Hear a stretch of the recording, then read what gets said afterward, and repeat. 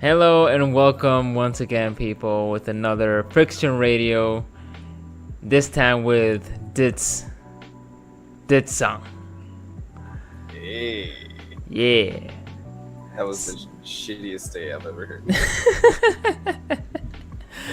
So, today we're going to be talking about a really interesting anime film back in the 90s called Perfect Blue. So, Dids, can you tell us a little bit about this film? Oh, yes, I can. So, Perfect Blue is a movie about rape scenes and discolored nipples. Done. Podcast over. So, this movie, the director of this movie, it was actually his debut anime film. He had done 3 mangas prior to the movie, and just from those 3 mangas, he got the deal to this film. It's a very interesting movie, for sure. But let's just start off before going into like what makes it interesting. Mm-hmm. So it follows this main character called Mina. I believe the last name is Kotogara. I might be getting that wrong. But she's this pop idol, and she wants to quit being a pop idol and sing and to become an actress, and that's kind of like an evolution of where her avatar and what is her own self starts becoming melded into each other. They start bleeding into each other. It's really hard to notice the difference of what is reality and what is her represented avatar, either as an actress or as a pop idol.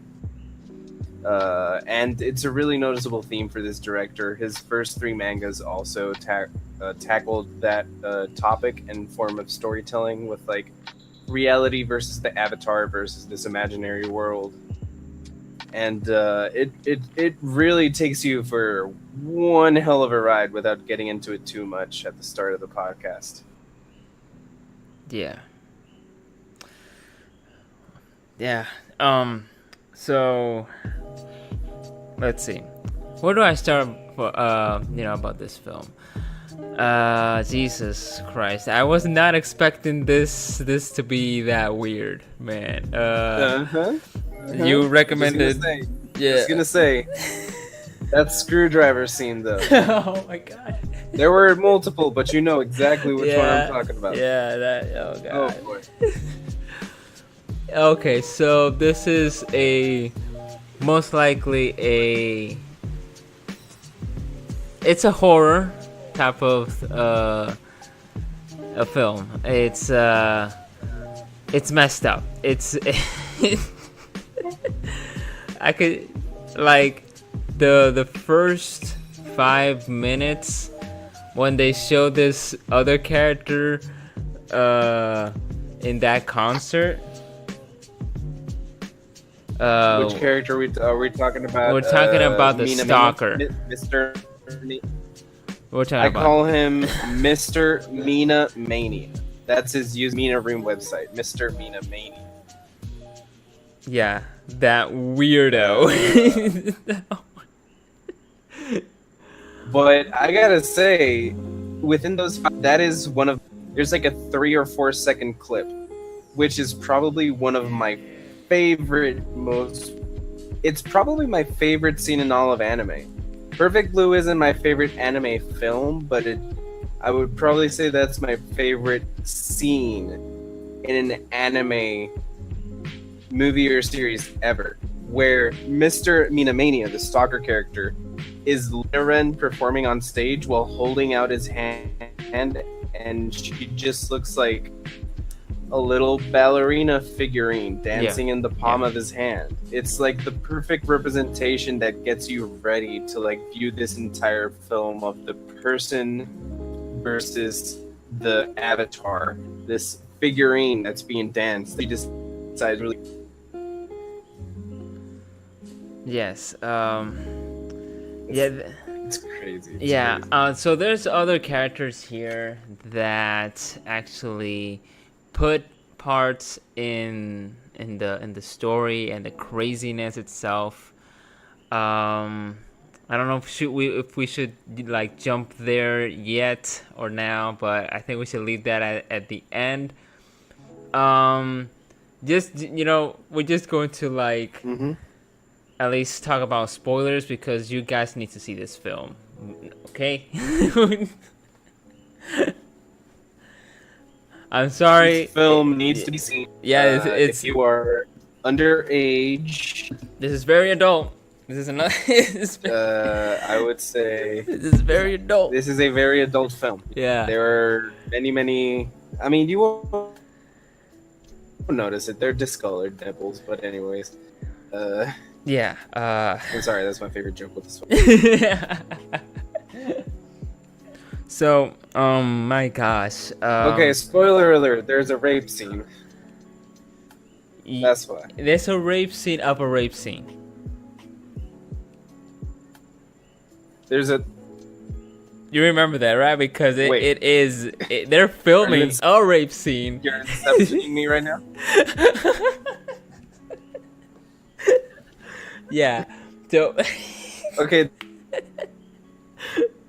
Yeah, they were filming a rape scene because she had to do this part, this kind of like scene that she was in a strip club, something like that, right?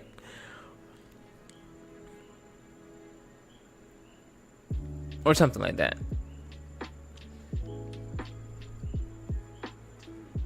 Are you there, Dids?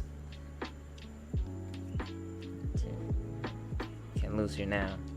Zyber, can you hear me? Yes, a little bit. A little bit? Okay, now it's better. Now it's better? Okay. Yeah. What the hell just happened? So yeah, about the that rape scene. So they were actually filming a rape scene, and basically she was okay with it. No, but the first time she wasn't actually getting raped. Oh like yes. You could tell the dude didn't really like. He wanted to get out of that position. Like he said, like as he was, they told her like, no, hold your positions. We're going to change the angles, but you have to remain close. Yeah. And I'm so sorry. Yeah. It's like if you watch like the HBO. Yeah. If you watch like, I'm sorry for people, HBO porn movies, but it's a trick where they're not actually like, if you look at the hips, they're not at the correct positions. Yeah. So the first scene, that filming, that's been a trick. She wasn't actually getting raped. There's two imposed rape scenes, but she doesn't actually get raped throughout the movie. Correct. Yes. It's just weird. But it's still disturbing as fuck. It is disturbing, man. It's disturbing as fuck, for sure. Yes. There's a lot of disturbing images here. That is including the art style of the creeper, of the stalker. Like he looks very different from the other, real people, the other characters. Yeah, that's the thing in this movie. Like, I love the art style that this movie chooses to do with how the characters that are the actors, those are the characters that you consider like beautiful. Yes. And it's like beautiful and well drawn and fucking beautiful lines and eyes and stuff. And you look at all the other regular people in the world and they're very crude. The lines are very raw. Yeah. They don't have like a defined smooth curved back. Yeah. And I guess you could, it's not to be like, it's not to use this word, but I guess it's the best way I could describe it. Ugly. Normal people are ugly. That's normal. Yeah, that's normal. Yeah. And that's like how this film separates itself. Instead of having all its characters look or cute or whatever, it's like, and it has like a lot of scenes where it'll show a character that's kind of like teasing you, that's telling you this is what a lot of anime looks like nowadays, and then it'll just like bring a character on scene. That's like how they represent him in this world, and it's like bringing you into like within your actual world, not a fantasy one. Yes. And I love how that art style like sets you yes. up like that. It's really realistic. It's very human. This film is very human, and there's some couple of where she was doing some scenes. There's this one scene in particular. I was very, very confused. Like, is she really in a psychiatrist or something? I was like, wait, is this for real or this is a scene? I was like, no, it has to be a scene. Like, she's acting. Her acting is top notch. It was actually a scene. I was like, it felt real. It felt like she was losing her mind. Is it the one that's she's like staring into the mirror? That's she's the like, part. Yeah. Oh my god. Yeah, man, this movie was messing me up. It's like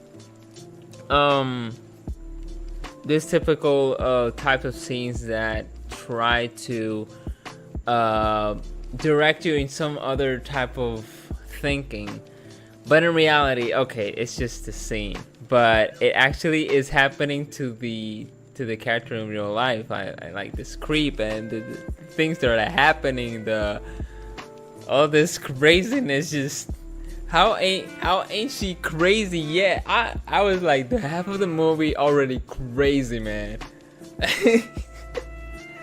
I need help. I needed help on those, on those scenes. Like, it's just like, wow, very well directed indeed. It's I have to give him props, dude. It's this film creeped me out. It's just psychologically messed up, and it did that, and it totally achieved. This film achieved that, and it's really cool to just think about that a guy like me, a filmmaker, I don't like to see a lot of horror or terror, films, but this one, this was like, okay, this reminds me of, okay, I do not like horror films. Because then I would be like thinking like, what the hell is going on? This is messing me up. And we just leave for, on the last minutes of this podcast, like the plot twist that like it left me like, oh my god. Yeah, so let's leave that aside. So let's talk about this character, Roomie. Roomie, the manager. Yeah. Yeah. So Roomie has been Minaren's manager since she started becoming a pop idol. Yeah. She's the one that got her into the group Cham, which is a pop idol trio singing group that she's with at the beginning of the movie. Then she breaks off to become an actress. Roomie really does not approve of it, but Minaren's an adult, and Minaren's kind of like evolved. That's like the symbolism of her choosing to act. She's kind of like going into adulthood and facing like how that affects and like seeing things in this new light of accepting adulthood. And Roomie really doesn't want her to do that, but she goes with it and whatnot. And yeah, at some point she just disappears from the movie. Yeah. But then she comes back, and yeah, she tries to be like a very supportive character. What do you think of Roomie? Yes, indeed. Man, I really want to like leave it at the end of the podcast, like because Roomie is a really interesting character. She really puts a lot in as a supporting role in the first half and almost the end of the half. Oh, she shines. Yeah. She really won supporting actress of the year. Yeah, it's it's not what I expected. It was like, okay, so, oh my god, it's just, as for some point I thought it was our main character doing all these stuff. So what we're talking about here, guys, is that there has been a lot of killing. So let's take this from the beginning. Yeah. So Minarin, the main character, once she decides to go to acting, weird things start happening. So the first thing that happens is she receives a letter, and the letter is given to, I guess since Mina's with an agency, she has her direct manager, which is Roomie, and then there's like the head manager, which is kind of like the one that like puts all the, you know, the finalizes all the decisions, makes like the big ideas, outward contact. And he gets the letter. Mina's getting ready to like talk for a scene recording of a TV show. Yeah. And he opens this letter, and the letter's a bomb, and he gets sent to the hospital, and really ugly. So that's like the first weird event that happens. Yeah. Then the second, I think, is, or no, actually before the second one, the second event happens, she gets internet installed, and she finds out about the creep. The not the creep, the website. Yeah, the website. Mina's room. Mina's very important. Yeah. And she finds out that there's someone posing as a fake Mina, but is detailing everything that Mina does in her life, down to the detail of which foot she steps out of the train subway first. Creepy, huh? Very creepy. This is a stalker level, like, max. Oh yeah. So this, wow, like back in the days, I mean, like, wow, these creepy websites used to exist, and oh yeah, yeah, totally creepy. Like now if you want to read stuff like this, you go to I don't know, creepypasta website. But back in the day, there were actually blogs and websites that were for sure just like that. Mm-hmm. Yeah. Believe it or not, those things existed. Yeah, it's just freaking creepy. And this film has a lot of symbolism in it, and a lot of type of different scenes jumping. It's not jumping in and out. It's just about the fish in this film. The fish in. Yes. So okay. Oh my god. So the fish are very important. Yeah. So at some point, Mina starts going insane with like the whole Mina rooms thing, and multiple more killings, which I won't mention because they are a beauty to watch. Yes. But I will just say one thing: screwdriver. But the fact that Mina starts hallucinating is very, very interesting, because at the start of the movie, when Mina is herself, when she's not in her pop idol or actress persona, you do get like this predominant blue hue. Like you get like blue clothing, blue textures, blue colors, fonts in the background, TV screens, paintings, walls. Blue is very predominant, and whenever she starts hallucinating or the murder scenes happen, it's red. Red is very, very dominant, and really tells you when something crazy per se is happening. Yeah, exactly. And it really, really plays with that insanely. Yes. Insanely. Yes, indeed. It's just wow. So yeah. The fish. Yeah, the fish. So the fish is interesting, and Mina at some point goes into her room. This scene is a slight spoiler, but it's not that it's not bad to spoil. You're right. Mina goes into her room and her fish are dead. But here's the thing: we get to see her fish before, and the fish are alive. The fish are blue. They have blue color. They're colored blue with white. But when she goes in and the fish are dead, they're red. Yeah. And then she like breaks down or whatnot. She wakes up from like a nap or something from being passed out. The fish are alive again and they're blue.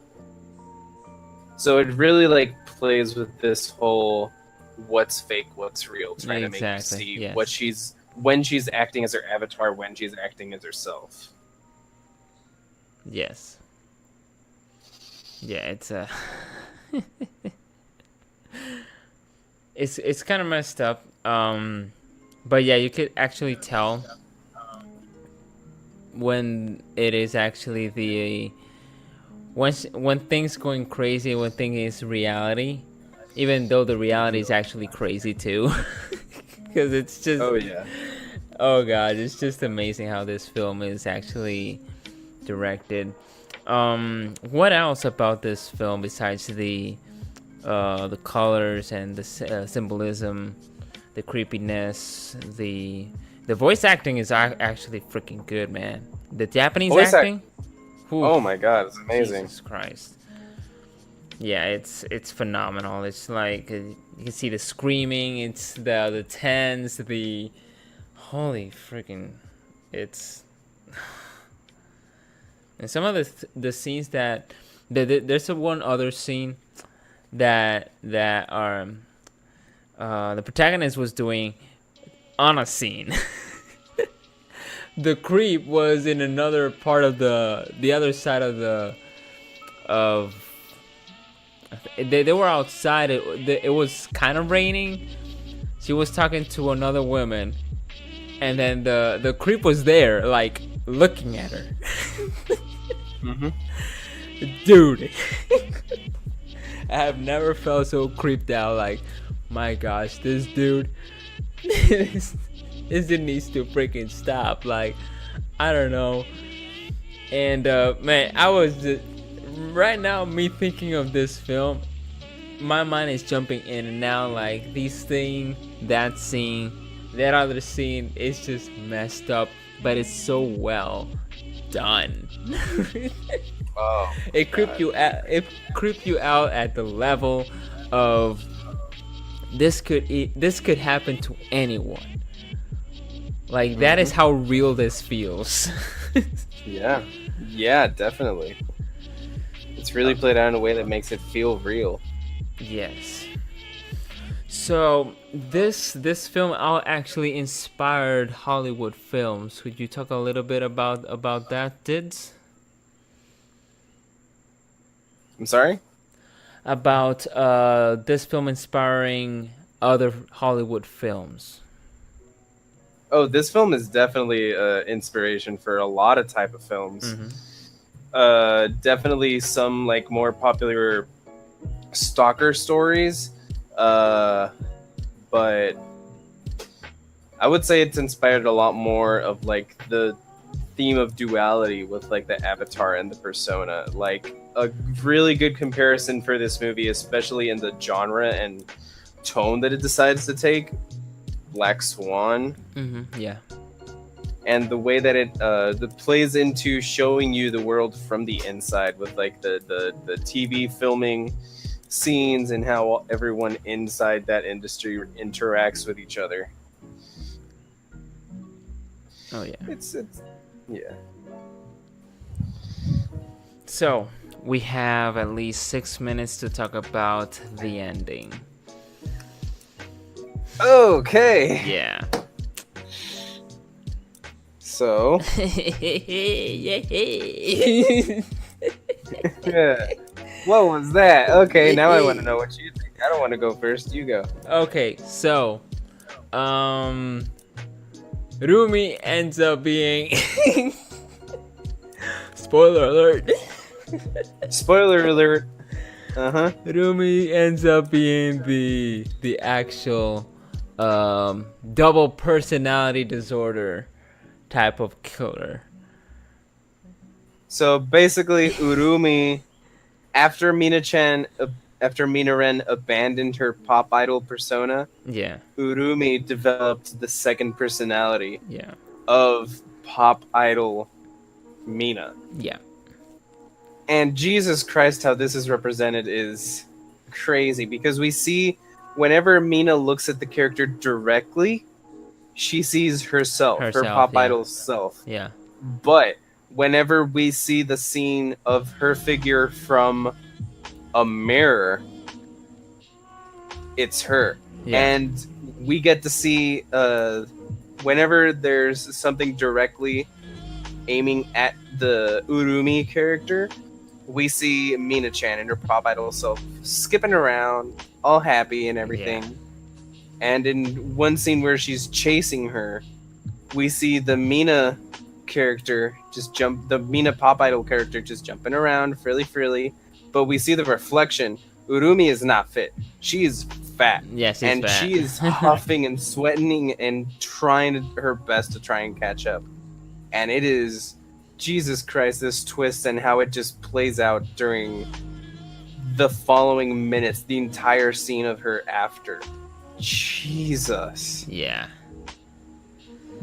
This is, oh my god. Yeah, this is why Hollywood actually, gets inspired by this kind of film, because you would expect of something will come out of certain characters, but it all depends on how it is developed and how you actually hide the obvious. Because me personally, I was like, well, the creep is the bad guy here, like. But no.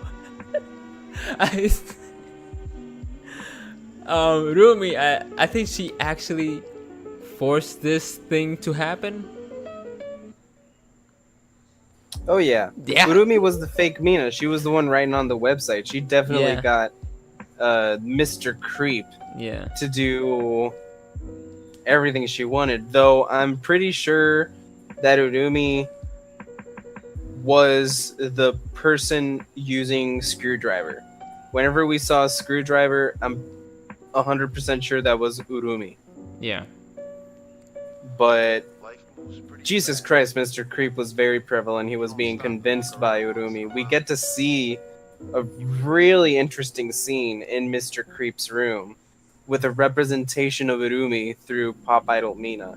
Yeah. Play out, and Jesus Christ, that's insane. I love that scene. It's also insane. Yeah, it says, no, I'm the real me. Does it have a comma in between? Yes. Okay. So that's the real one. That's the real one. She says, I'm the real me. And it's saying here that it's described in like a fourth dimension breaking way. Like she's looking directly at you saying, I'm the real me. Like she is the perfect blue. All right. All right. Oh boy. Okay. Yeah. Fully recommended. I really do love this film. So yeah, it's always clarified now. So I mean, just watch this film. It's a 90s film. It's very 90s style. So yeah, guys, this will be it. It's cut short. So yeah, thank you, Diz, for being here. No problem. Yeah, guys. So please don't forget to favorite, rate, comment, and subscribe. Thank you for supporting the channel. This has been Zarapunky. And Diz. And we'll see you guys later. Powertrons, assemble!